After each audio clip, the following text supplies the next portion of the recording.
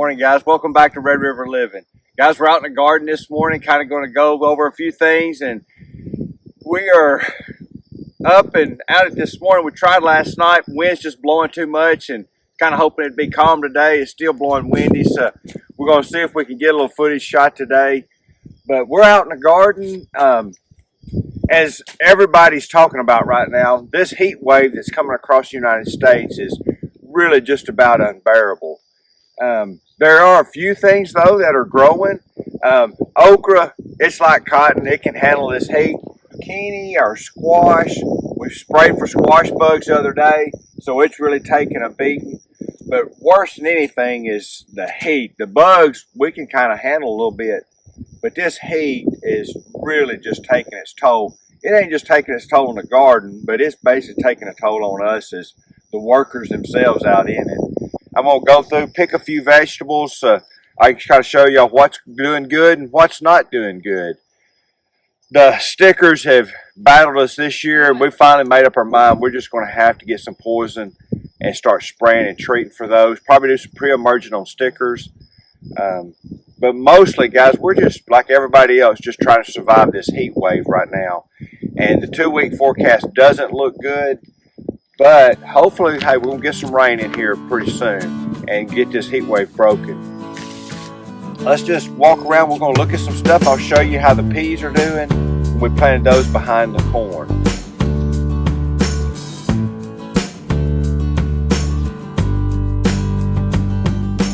So here we are out in the peas. As you can tell, I mean, the plants are looking good.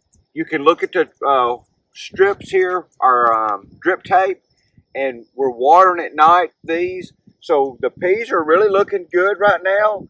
They're surviving the heat, but we're having to water them every night. So they're doing good. Looks like we got a little helper showed up out here. I noticed this morning she was chasing a little rabbit around. I tried to get to him and he got in the wood pile, so maybe he can come back out of the wood pile and get back out. But he's a little one, so and cats is rough on stuff like that. But anyway, you can see the peas that we planted in behind the corn. This is how they are. They're up about 6-8 inches now, so they're doing good, and hopefully they're going to make. So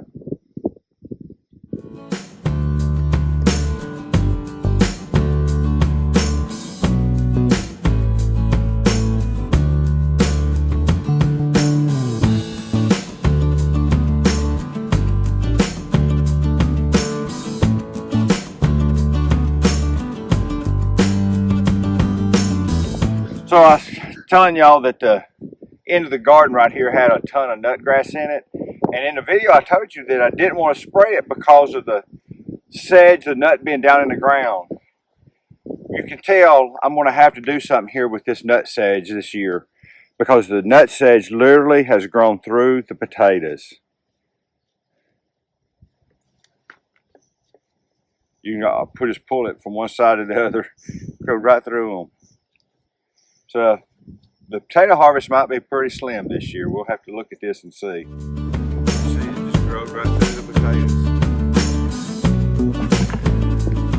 That, and I don't know how well the camera's going to pick this up. I'll find a better one. But I dug some of them and they're turning black.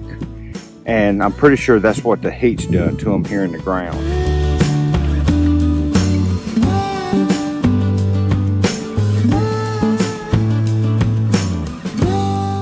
Actually, looking at this potato, what I might do is find me a place in the garden and plant these potatoes that are putting back out and see if we can have some fall potatoes maybe.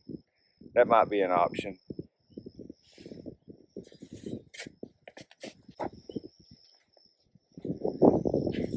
Here's one to kind of show you. See, they've just literally cooked in the ground is what they've done right here, and they're just rotted now. So that's what's happening here at Red River Living today. Yeah, as you can see right here, see here's one that's just coming all apart. And these two I've pulled right here, they're pretty soft. If y'all get a chance, go back and look at last year's harvest where once they died down, we dug them all.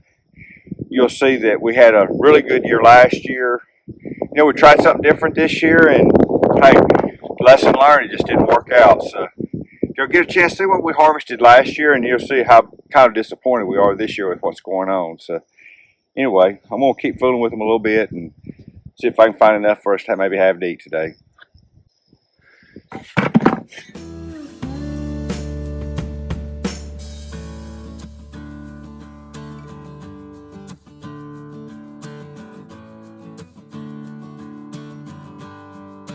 Is that blocking the wind? I'm not even sure at this point.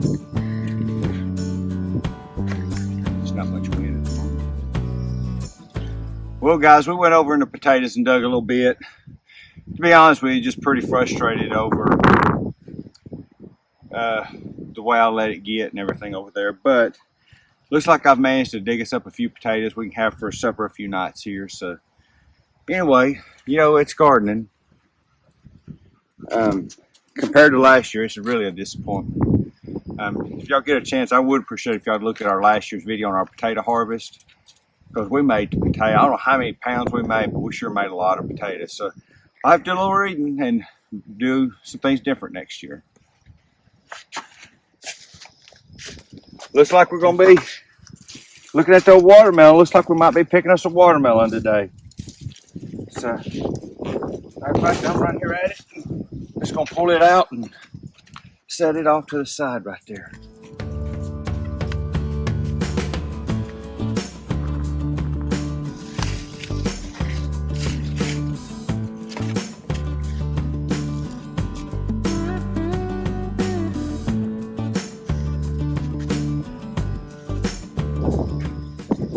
So this one's starting to split. It wasn't quite right yet, so it's gonna be a little green, but it's starting to split. So I'm gonna go ahead and pick this cantaloupe right here. I will say this year we've grown some really good cantaloupe again. Hey, Debbie's granddaddy loved cantaloupe, and I like eating it too. So I sure wish I could send one to him and he could try it. But we ain't gonna be able to do that. But anyway, we've really grown some nice cantaloupe.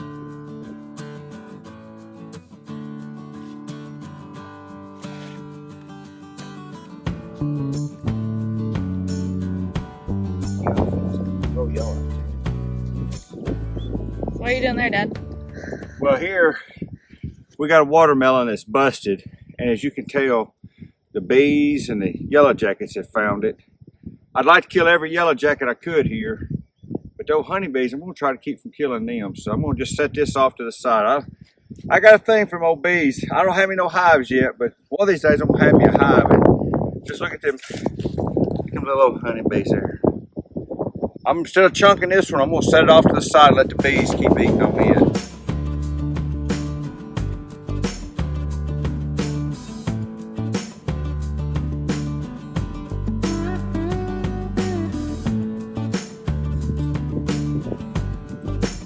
Like I said, if I could figure out how to kill them yellow jackets, I would, but the only reason I didn't chunk this was I saw a few honeybees in it, and then I went to set it down and I noticed the whole inside of it was full of honeybees. So looks like these yellow jackets right here are drunk.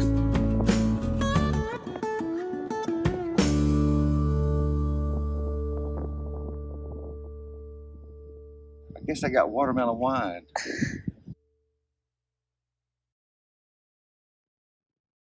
We finally found a tree back in the woods. We'd find these bees at the cattle trough. And I was telling somebody about it. He said, well, you got to have a hive close. He said, and they're wild bees, which is a really good thing. They're not domesticated or anything. They're wild. He said, you need to find the tree. Well, we were burning some stuff one day, and I just happened to notice and went up there in the woods and found the tree that these bees were in. Not that these are the same ones, but that tree is not that far from right where we're standing at here in the garden. Well, hey, might not have grown no potatoes, but I'm kind of tickled I'm feeding a bee today.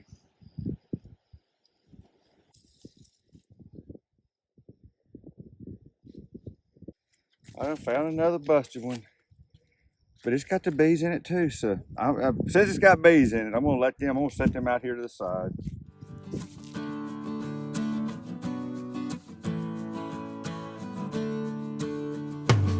This okra seed came from Granddaddy's there in North Mississippi, and Granddaddy had been planting it. My uncle told me he thought he might have been planting it for 65 years, And I think I got the seed in 18, so, oh, that's 6 years. So we're looking at this seed's probably being planted for 70 years now. I've skipped a couple days here and I can tell I've got a lot of okra.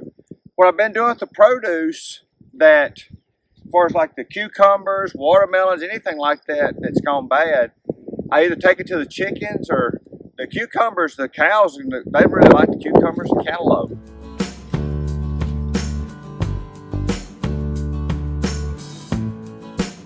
As you can see right here, I'm pulling some that's pretty small, and then this here's the stuff. You kind of tell it's fairly soft, but we've got plenty of it, so this will probably end up making it out to the cows right here in my left hand. But this right here, this will probably make it into the house. This is really good right here, really soft.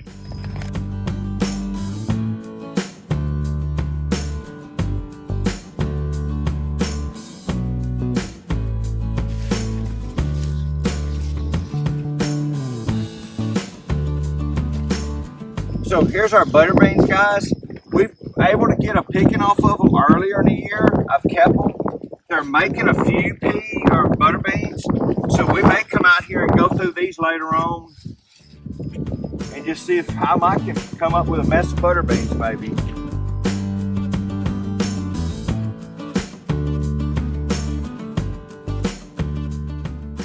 Our pepper plants, peppers are doing real good. Matter of fact, we'll probably be out here picking some peppers later on and all.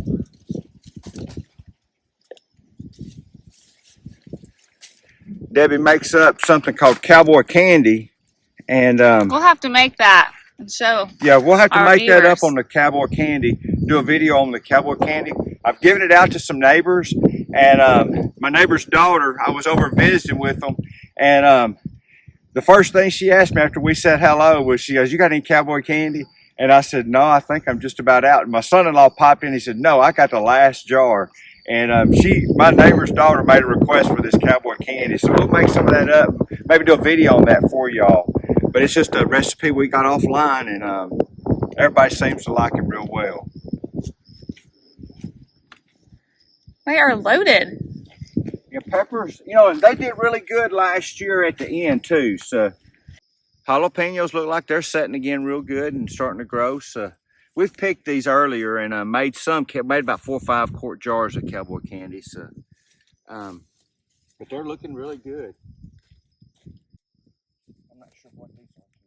Looks like we'll be out here in the garden picking peppers. I may get these after church. It's Sunday morning, so we're about to have to get in the house and get ready to get to church this morning. So I probably ain't gonna get everything picked, and probably won't get everything picked till later this afternoon.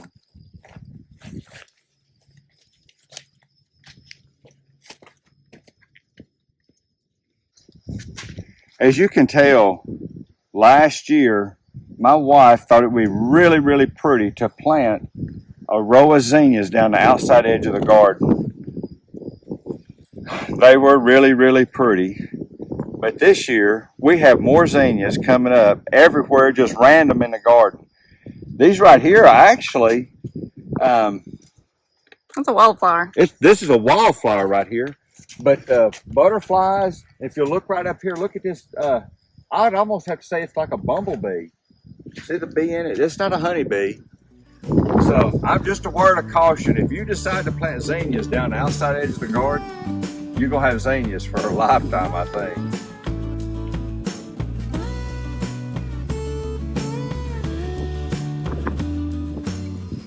Guys, this year on the tomatoes just didn't make what we thought they would. I got them in the ground earlier, but if you like growing tomatoes, you know this heat's the last thing these tomatoes like. I've kind of just I've kept watering the plants. Some of our salad tomatoes are still making a few tomatoes, so we've left those out here. I've left them to see if they're going to, maybe we can get some cool weather in here and have a fall set. I've tried fall tomatoes, letting them make. Not very much luck in it. They just don't have enough time and daylight to ripen. They'll set some fall tomatoes, but I have a lot of green tomatoes.